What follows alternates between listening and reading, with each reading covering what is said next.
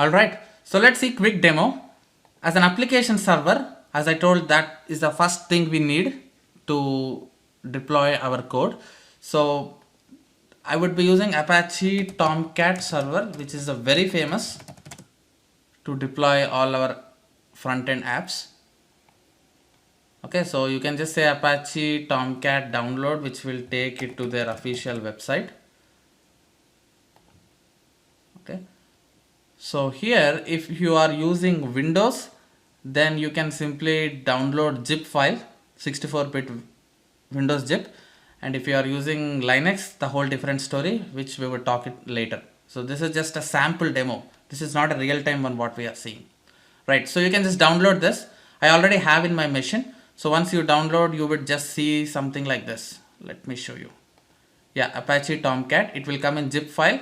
So extract it, and this is how it looks, right? So there are different folders present here. So first of all, let's go back and build this project, because our goal is to create one build file and place that file in this Tomcat server, right? Let's do that.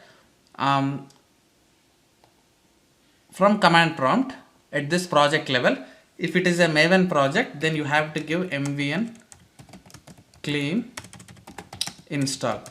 So I hope you need to know some basics about what is Maven and all. If you don't know about that, then that's fine. If your goal is only DevOps, then if it's a Maven project, then you just need to provide this command from that project. If it is Angular, you can do ng-build. So basically this information we will get it from developer. So DevOps will not take a headache of knowing about all these.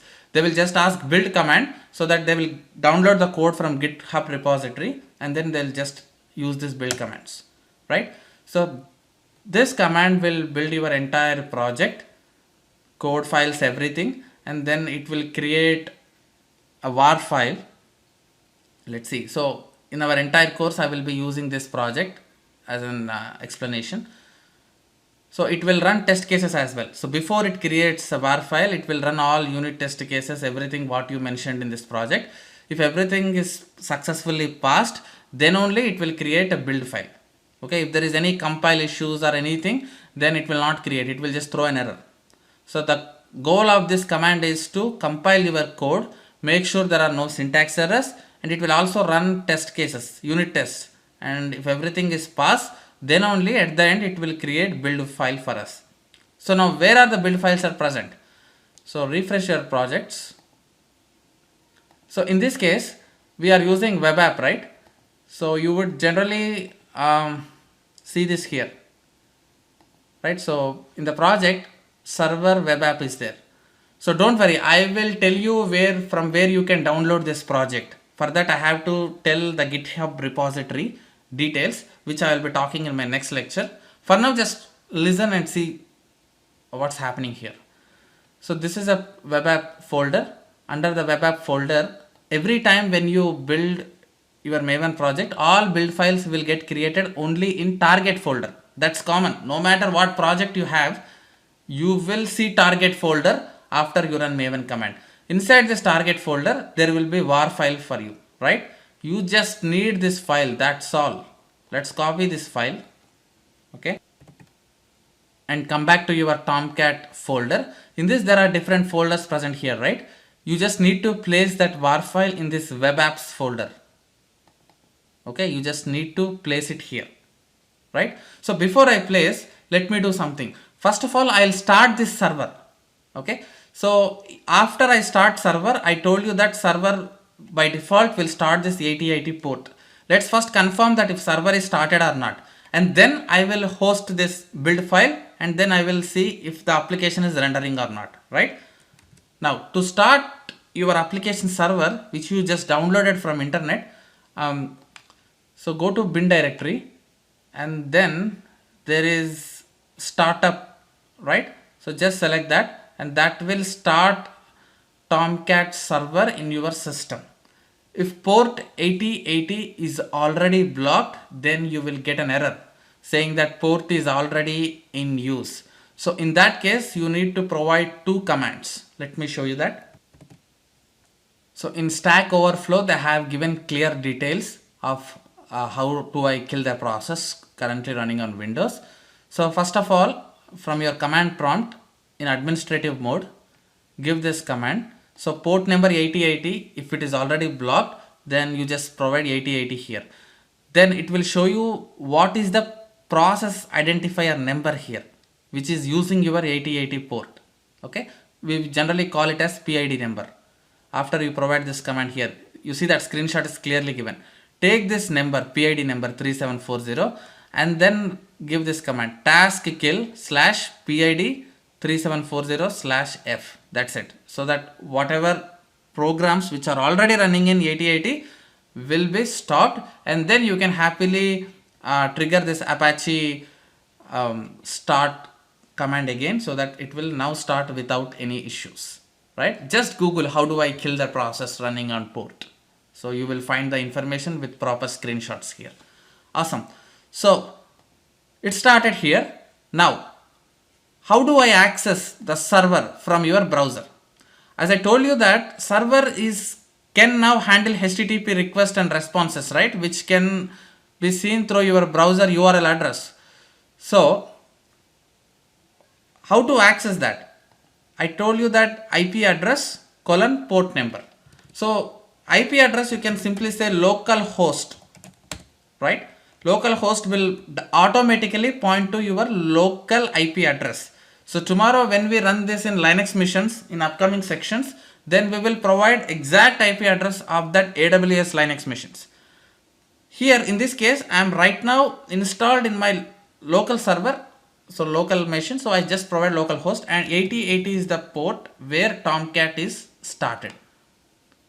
And you see that if you see this page, that means Tomcat is successfully installed in your machine. Great. Now, so you copied this file, right? Copy this file, and then you just need to place it in the web apps folder. So basically Tomcat will be listening on all the apps what you have placed. So if you place your war file here, and that's it, now you will be able to access that application. How? So you have to take the war file name, which is web app in this case, right, with all small letters. Now you need to simply go to your browser URL slash and then just provide web app, which is the name of that war file. Let's see what happens. Perfect. You see that? So again, I am not showing my website code here. Okay. So this is what I am developed. I just developed one simple HTML page where you can see here. In web app itself, there is JSP page. This is just a Java project. Okay, so our goal is not to create any development apps, right? Our goal is for deployments only. So we are not worrying about what code we have. So I simply written one HTML here, rahulshettyacademy.com, learn QA automation, DevOps tools. Good luck everyone. This is what a HTML I have developed, and that HTML now we are able to access this. Basically, this is the code to render this, and we have successfully able to render this in our browser. So that means our application can be now visible in the browser. Okay, and if you want everyone to access it, just open the port, make IP address public, and give this URL to everyone so that people can hit this URL and they can see the application what you have developed. So this is how the basic deployment happens of taking your build files and posting it in the application servers. So in this case, hosted server is my machine and Tomcat is what we have used. Nice. So have you heard about Jenkins? Now I'll come back to this again, CI/CD. So generally people say that CI/CD can be achievable using Jenkins. Okay, it's just not Jenkins, but Jenkins is one platform which will help you to achieve this continuous integration and continuous delivery. But overall, to implement this, you need so many other tools like Docker, Ansible, Kubernetes. There are many things out there, right? But a platform to implement this, Jenkins is one of the open source and most commonly used platform to implement this system, right? Now, again, before I come back to this definition, I want to just open quickly Jenkins and what all we did now manually, like I went to command prompt, right? and created build file, and then I copied that build file and I placed it in the Tomcat server. Everything we did manually, right? Now using Jenkins, I will try to automate all these process.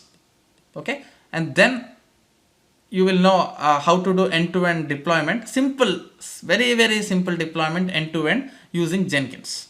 Okay, after you do that, from that process only you will derive these two definitions, and you will be very clear of exact meaning of CI and CD, right? So in the next lecture, let's automate what all we did in this lecture manually through Jenkins. All right, thank you.